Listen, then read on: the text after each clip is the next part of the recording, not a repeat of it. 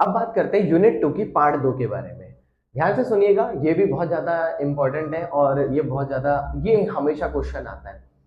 तो सबसे पहली चीज है, इसका प्रश्न क्या है? अधिकार एक हाथ से दिए जाते हैं और दूसरे हाथ से लिए जाते हैं, इसके बारे में बताइए।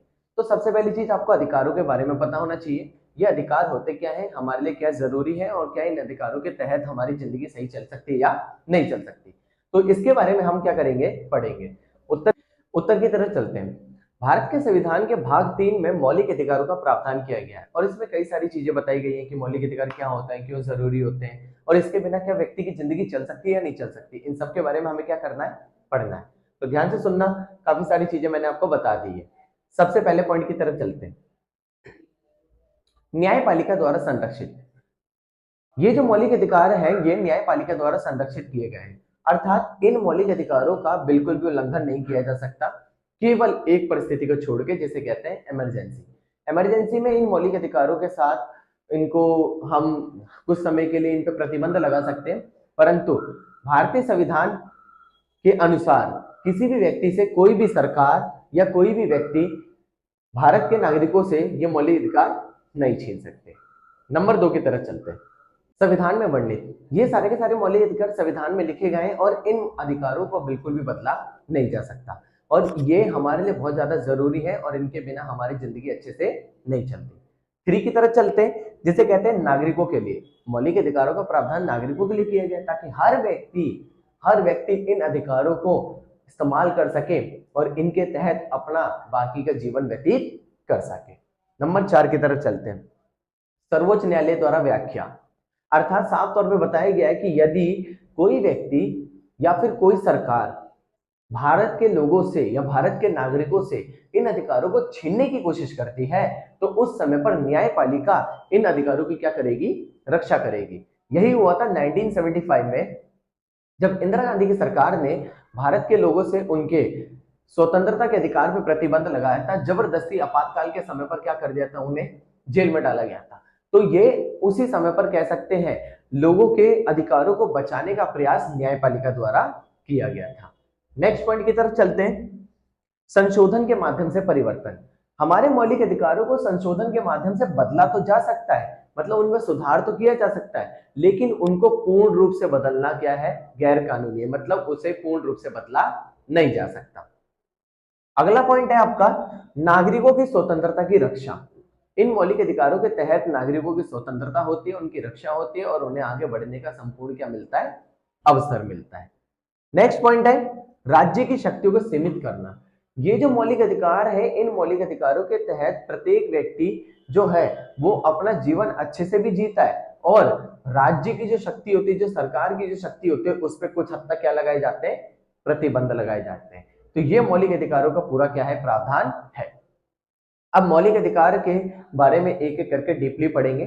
ध्यान से सुनना, बहुत आसान है ये, आपको बहुत ही आसान और चुटकियों में समझ आने वाला है। क्यों? क्योंकि इस तरीके से मैंने ये जो नोट्स बनाए वो आपके लिए बहुत ज्यादा क्या है, आसान है, इजी लैंग्वेज है, कोई दिक्कत नहीं होगी।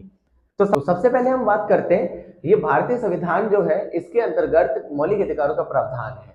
तो पहला मौलिक अधिकार है जिसे कहते हैं समानता का अधिकार। समानता का अधिकार अनुच्छेद 14 से लेकर अनुच्छेद 18 तक है। इसके अंतर्गत एक एक करके इनके पॉइंट्स को पढ़ते हैं। सबसे पहला, कानून के समक्ष समानता। भारत में रहने वाला कोई भी नागरिक होगा वो कानून के समक्ष एक समान माना जाएगा, अर्थात वो चाहे अमीर हो, गरीब हो, किसी भी जाति का हो, किसी भी धर्म का हो, किसी भी राज्य से आता हो, कहीं पे भी जन्मा हो, अगर वो भारत का नागरिक है तो उसके लिए कानून क्या है, एक बराबर है। अगले पॉइंट की तरफ चलते हैं। सरकार के अनुसार समानता। सरकार कभी भी भविष्य में किसी भी पक्ष के साथ या किसी भी समुदाय के साथ पक्षपात नहीं करेगी, अर्थात साफ तौर पे बताया गया है कि सरकार जो है वो सभी को एक समान मानेगी, चाहे वो निचली जाति का व्यक्ति हो, चाहे ऊंची जाति का व्यक्ति हो, अमीर गांव हो या फिर गरीब गांव हो। तो बहुत सारे लोग ऐसे हैं जो अमीर होते हैं, गरीब होते हैं, जन्म के आधार पे, शिक्षा के आधार पे, रंग के आधार पे, तो सरकार कई बार भेदभाव करती है। तो हमारे देश संविधान में साफ तौर पर बताया गया है कि सरकार भी किसी के साथ पक्षपात नहीं करेगी। अनुच्छेद 14 के बाद अब अनुच्छेद 15 की तरफ चलते हैं। तो इसमें सबसे पहला है जिसे कहते हैं भेदभाव, यानी अर्थात भारत में रहने वाले किसी भी नागरिक के साथ धर्म, जाति या जन्म स्थान के आधार पर बिल्कुल भी भेदभाव नहीं किया जाएगा। और यदि किसी व्यक्ति के साथ ऐसा होता है तो वो न्यायालय में जाकर क्या कर सकता है, उनके खिलाफ अर्जी दर्ज करा सकता है और न्यायपालिका उस व्यक्ति को न्याय दिलाने का क्या करेगी, कार्य करेगी। सेकंड पॉइंट है इसका सार्वजनिक स्थान में प्रवेश, अर्थात भारत में जन्मा कोई भी व्यक्ति किसी भी जाति से हो, किसी भी धर्म से हो, कोई भी भाषा बोलता हो, तो उसको किसी भी सार्वजनिक संस्थान मतलब एक कोई भी कह सकते हैं पब्लिक प्लेस पर उसे प्रवेश देने यानी एंट्री देने से कोई भी मना नहीं कर सकता। ये उसके पास क्या है, संपूर्ण अधिकार है। नेक्स्ट पॉइंट है आपका अनुच्छेद 16 समानता का अधिकार, जिसमें सबसे पहला है रोजगार में समानता। यानी भारत में रहने वाला कोई भी नागरिक होगा, कोई भी भाषा बोलता हो, जाति का हो, किसी भी धर्म का हो, कोई भी संस्कृति से संबंधित हो, किसी भी राज्य का हो, तो उस व्यक्ति को किसी भी प्रकार के रोजगार से वंचित नहीं किया जाएगा। यानी भारत में जितने भी रोजगार के अवसर है वो सारे के सारे रोजगार के अवसर उसे क्या किए जाएंगे, उपलब्ध करवाए जाएंगे, अगर वो भारत का क्या है, नागरिक है। इसी का सेकंड पॉइंट है जिसे कहते हैं रोजगार से वंचित, अर्थात उसे जाति, धर्म, लिंग, शिक्षा या किसी भी आधार पर रोजगार से वंचित नहीं किया जाएगा और उसको समान रूप से मौका दिया जाएगा कि तुम भी अपने आप को आगे बढ़ाने का प्रयास कर सको। इसका सबसे अच्छा उदाहरण यह है कि भारतीय सरकार ने निचली जाति वाले लोगों को आगे बढ़ाने के लिए आरक्षण का प्रावधान किया है। इसमें एससी समुदाय को, एसटी समुदाय को, ओबीसी समुदाय को आगे बढ़ाने का क्या मिलता है, मौका मिलता है, क्योंकि उनको क्या मिला हुआ है, आरक्षण मिला हुआ है। नेक्स्ट पॉइंट है आपका अनुच्छेद 17 अस्पृश्यता का उन्मूलन, अर्थात भारत में किसी भी व्यक्ति के साथ छुआछूत नहीं किया जाएगा और अगर उसके साथ छुआछूत होता है तो वो इसके खिलाफ जाकर क्या कर सकता है, अर्जी दर्ज करा सकता है। यानी आप किसी भी धर्म से संबंधित हो, कोई भी भाषा बोलते हो, तो लेकिन आपके साथ छुआछूत बिल्कुल भी नहीं किया जाएगा।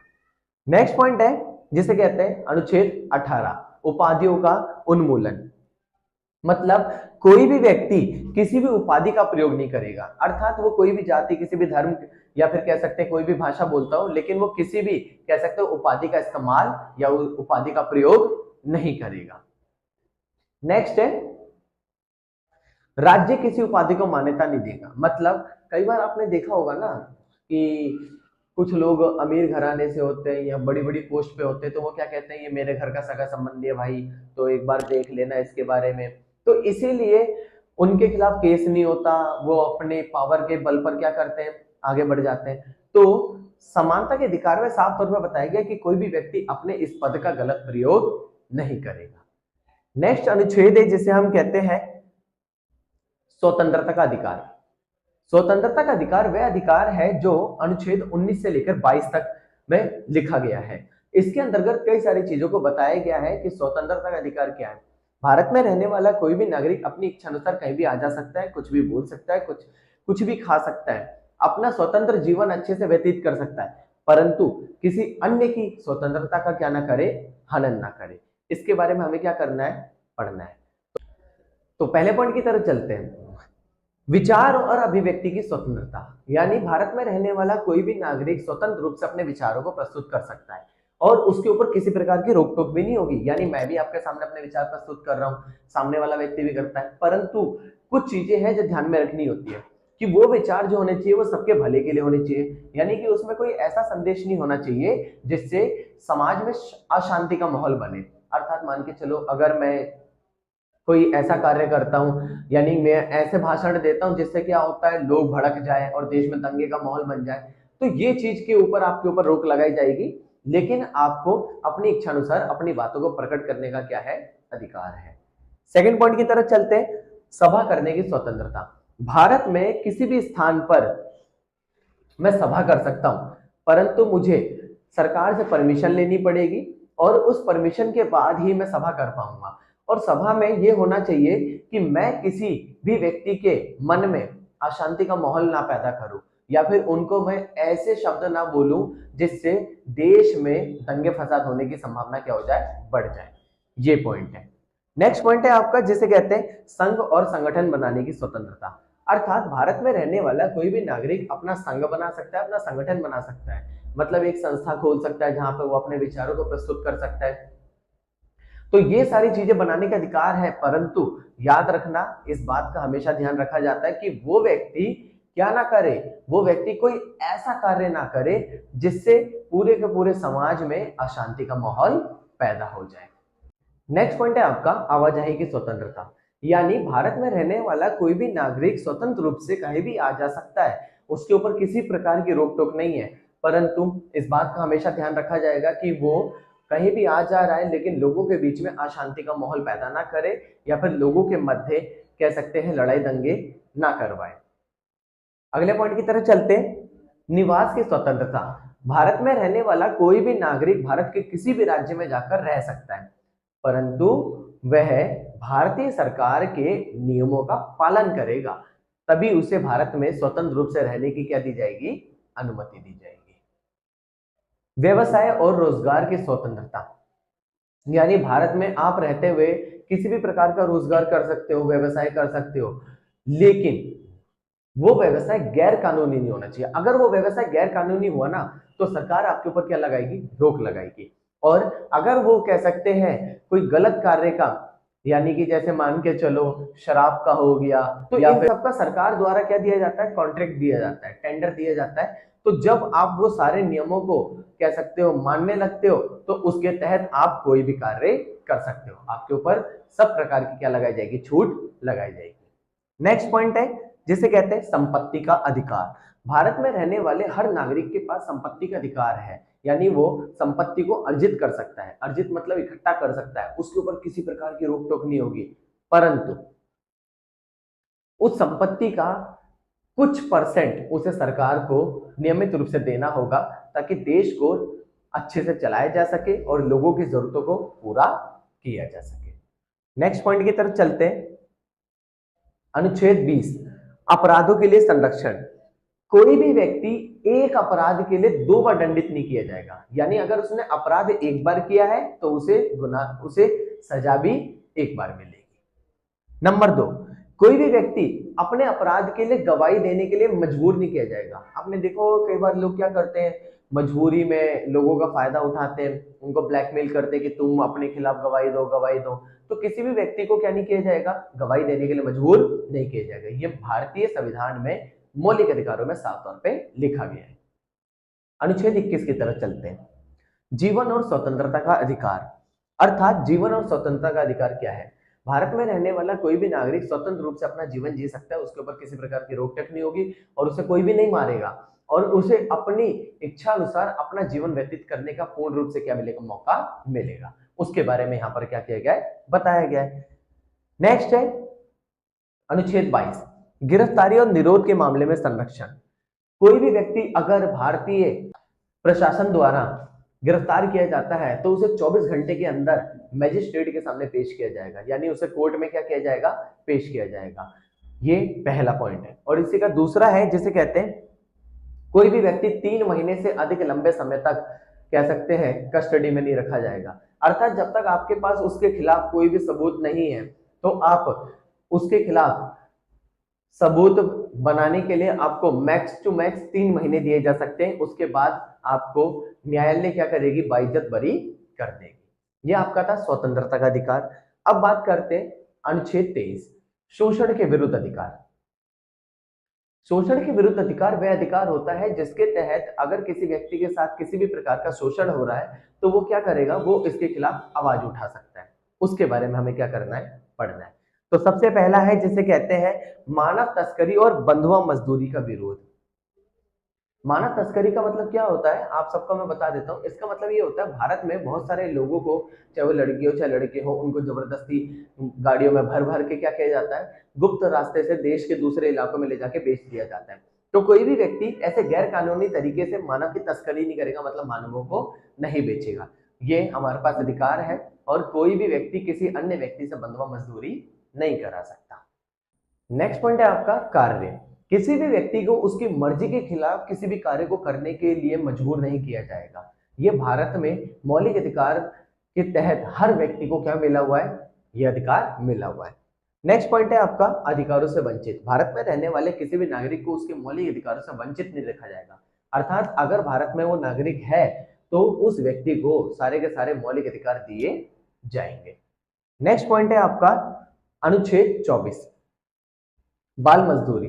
अर्थात साफ तौर पे बताया गया है कि भारत में कोई भी अगर ऐसा व्यक्ति है, यानी कोई भी ऐसा बच्चा है जिसकी उम्र 14 साल से कम है, तो उससे बाल मजदूरी नहीं करवाई जाएगी। और यदि कोई व्यक्ति ऐसा करवाता है तो उसके खिलाफ साफ तौर पे एक्शन लिया जाएगा और उसे जेल में भी डाला जा सकता है।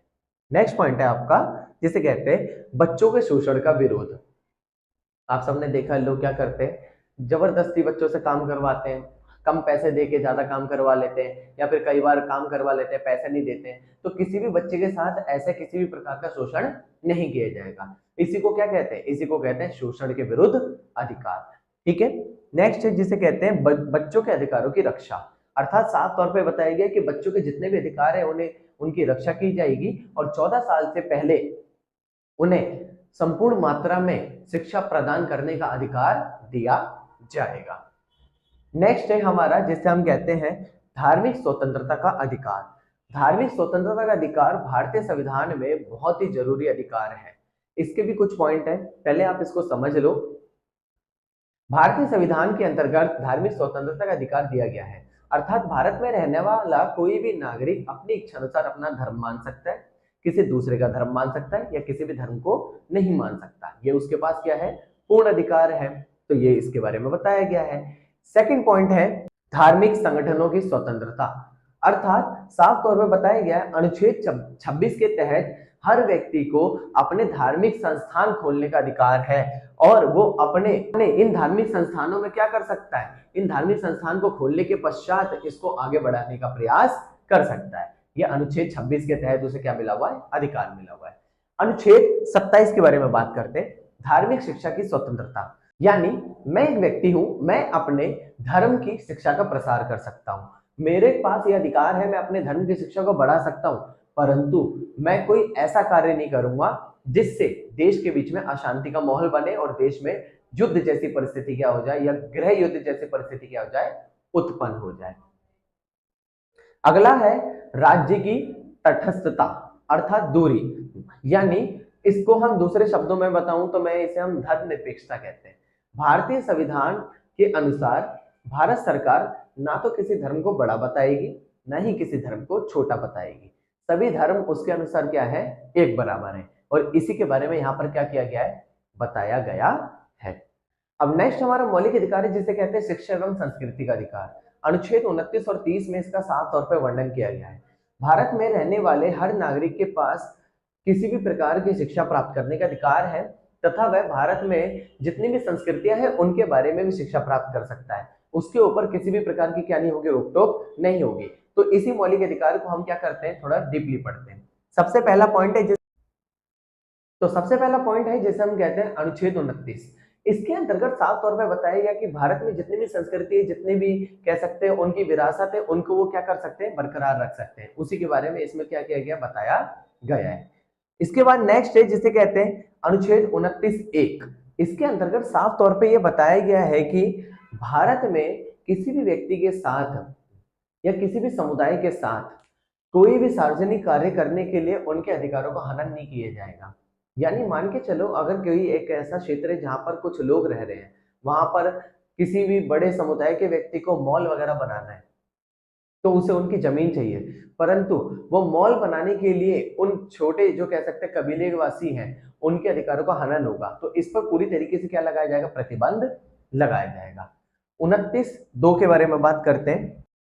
इसके अंतर्गत साफ तौर पर बताया गया है कि कोई भी शैक्षणिक संस्थान होता है, यानी जैसे मान के चलो कोई भी एजुकेशनल सेंटर है, वहां पर आपको धर्म के नाम पर और जाति के नाम पर आपके ऊपर किसी प्रकार की रोक टोक नहीं लगाई जाएगी, ये साफ तौर पे बताया गया है। और नेक्स्ट है अनुच्छेद 30(2). इसके अंतर्गत साफ तौर पे बताया गया कि आपकी संविधान या आपका सरकार मदद तो कर सकती है, लेकिन आपकी मदद तभी की जाएगी जब आप भारतीय अधिनियमों के नियमों को क्या करते हो, पूरा करते हो। ये 5 मौलिक अधिकार थे जो बहुत ज्यादा क्या थे, जरूरी। छठा मौलिक अधिकार है संवैधानिक उपचारों का अधिकार। अर्थात इन 5 अधिकार में से अगर आपके पास कोई भी अधिकार नहीं होता तो छठे मौलिक अधिकार के तहत आपको वो अधिकार प्राप्त करवाया जा सकता है। अब इसके कुछ और भी पॉइंट्स हैं, उसके बारे में बात करते हैं। न्यायपालिका ने मौलिक अधिकारों की व्याख्या की है, यानी कि जो न्यायपालिका है वो मौलिक अधिकारों की क्या करती है, व्याख्या करती है। उसके बारे में बात करते हैं। तो सबसे पहला याचिका दर्ज करना। अगर आपके खिलाफ, अगर आपके मौलिक अधिकारों का हनन हो रहा है तो आप क्या कर सकते हो, न्यायपालिका में जाके याचिका दर्ज कर सकते हो। नंबर 2, जिसे कहते हैं याचिका की सुनवाई। उस कोर्ट में, उस न्यायपालिका में पूरी की पूरी याचिका की सुनवाई होगी, बारीकी से उसकी जांच की जाएगी और एक एक चीज के बारे में क्या किया जाएगा, पता किया जाएगा। उसके बाद है व्याख्या करना, यानी जो याचिका करता है अर्थात जिसके मौलिक अधिकारों का हनन हुआ है, उसे उस हनन के बारे में बताना पड़ेगा कि मेरे साथ इस प्रकार का अत्याचार हुआ है, मेरे साथ इस प्रकार का भेदभाव हुआ है। इन सारी चीजों के बारे में उसे क्या करना पड़ेगा, बताना पड़ेगा। और नेक्स्ट है जिसे कहते हैं निर्णय देना। सारे सबूतों को देखकर, सारे जो व्याख्याएं उन सबको सुनने के पश्चात न्यायपालिका क्या करेगी, आपको निर्णय देगी कि वो जो आप जो कुछ भी बोल रहे हो या जिस चीज की भी मांग कर रहे हो, क्या वो मांग सही है या नहीं है, इन सब के बारे में भी वो क्या करेगी, बताएगी। अब चलते हैं राज्य के नीति निर्देशक तत्व के बारे में। राज्य में मैंने आपको बताया बहुत सारी स्टेट पॉलिसीज हैं जिसमें साफ तौर पर बताया गया है कि कोई भी व्यक्ति जो है उसके लिए सरकार कुछ नीतियां लेके आती है और उन नीतियों को हम क्या कहते हैं, राज्य के नीति निर्देशक तत्व। तो इसके बारे में भी इसमें क्या किया गया है, बताया गया है। नेक्स्ट पॉइंट की तरफ चलते हैं। अब बात करते हैं राज्य के नीति निर्देशक तत्वों की विशेषताएं। ये नीतियां क्या होती हैं, जनता के लिए क्या ये लाभकारी है, सबके बारे में हमें क्या करना है, पढ़ना है। तो सबसे पहला है गैर न्यायिक। राज्य के नीति निर्देशक तत्व गैर न्यायिक होते हैं, अर्थात ये सरकार द्वारा चलाई गई पॉलिसीज हैं, इसमें न्यायपालिका का कोई रोल नहीं है। अर्थात ये जो फैसले हैं वो सरकार द्वारा चलाए जाते हैं और अगर न्यायपालिका में आप इनके खिलाफ जाकर कह सकते हो, कोई बातचीत रखने जा रहे हो, तो न्यायपालिका बहुत ही कम चांसेस होते हैं कि वो आपकी बात क्या करेगी, सुनेगी, क्योंकि सरकार का निर्णय है, सरकार का डिसीजन होता है। लेकिन अगर वो डिसीजन ऐसा है जो जनता के लिए बहुत ही ज्यादा अलाभकारी है, तो हम क्या करते हैं, उस निर्णय को हमें क्या करना पड़ता है, खारिज करना पड़ता है। नंबर 2 की तरफ चलते हैं, संवैधानिक निर्देश। जो भी नीतियां बनाई गई हैं वो संविधान के अंतर्गत रहकर बनाई गई हैं और जनता की भलाई के लिए बनाई गई हैं। और अगर किसी व्यक्ति के साथ किसी भी प्रकार का हनन हो रहा है, अन्याय हो रहा है, तो उसके ऊपर पूर्ण रूप से क्या लगाई जा सकती है, रोक लगाई जा सकती है। ये साफ तौर पर बताया गया है। और नेक्स्ट पॉइंट है जिसे कहते हैं कल्याणकारी राज्य। कल्याणकारी राज्य वह राज्य है जिसके अंतर्गत साफ तौर पे बताया गया है कि जो भी नीति है वो जनता की भलाई के लिए हो रही है और हमने इस राज्य का इसलिए निर्माण किया है ताकि जनता संपूर्ण मात्रा में आगे बढ़ सके और उसे किसी भी प्रकार की दिक्कत ना हो। तो इसके बारे में भी इसमें क्या किया गया है, बताया गया है। नेक्स्ट है जिसे कहते हैं सामाजिक आर्थिक लोकतंत्र। अर्थात जो भी फैसला होगा वो समाज को एक समान रखा लिया जाएगा, लोकतंत्र के रूप में लिया जाएगा और सबको आगे बढ़ाने का इसमें क्या दिया जाएगा, संपूर्ण अवसर दिया जाएगा। तो उसके बारे में भी इसमें क्या किया गया है, बताया गया है। नेक्स्ट पॉइंट है आपका नैतिक और सामाजिक मूल्य। अर्थात जो भी सामाजिक मूल्य है या जो भी डिसीजन है वो जनता के लिए है और इस पूरे के पूरे जितने भी पॉइंट्स उसमें सब में ये बताया गया, फैसला जनता के लिए होना चाहिए, नीतियां जनता के लिए होनी चाहिए, भलाई जनता के लिए होनी चाहिए और अगर उसमें से कोई भी नुकसान नजर आता है तो उस नीति को, उस प्लान को पूरी तरीके से क्या कर दिया जाएगा, खत्म कर दिया जाएगा। नेक्स्ट पॉइंट है जिसे कहते हैं राज्य की नीतियों का मार्गदर्शन। राज्य ने जो भी नीतियां चलाई है उसका मार्गदर्शन भी करना होता है। अर्थात साफ तौर पे बताया गया ये नीति है, वो नीति अगर जनता के लिए ज्यादा फायदेमंद होती है तो उसे बढ़ाया जाएगा और अगर वो फायदेमंद नहीं होती तो उस नीति को क्या कर दिया जाएगा, खत्म कर दिया जाएगा। और संविधान के उद्देश्यों को पूरा करना। राज्य के नीति निर्देशक तत्वों में संविधान के द्वारा दिए गए जितने भी उद्देश्य हैं उन सारे उद्देश्यों को क्या किया जाता है, पूरा किया जाता है। ये भी इसमें क्या किया गया, साफ तौर पे बताया गया है। तो आपका जो पहला यूनिट था उसका पार्ट 1 यानी कि चैप्टर 1 और चैप्टर 2 ये कंप्लीट हो गए। अब यूनिट 2 की तरफ चलते हैं। इसमें भी कई सारी चीजें हैं और इसमें भी हम कई सारी चीजों के बाद ये वाला जो क्वेश्चन है ये भी बहुत ज्यादा जरूरी है और ये आपके एग्जाम में आने वाला है, तो ध्यान से सुनना और समझने का प्रयास करना। अब ये यूनिट भी मैंने आपका खत्म करवा दिया है। यदि आपको वीडियो अच्छी लगी हो तो लाइक करें, चैनल को सब्सक्राइब करें और ज्यादा से ज्यादा अपने दोस्तों तक शेयर करें।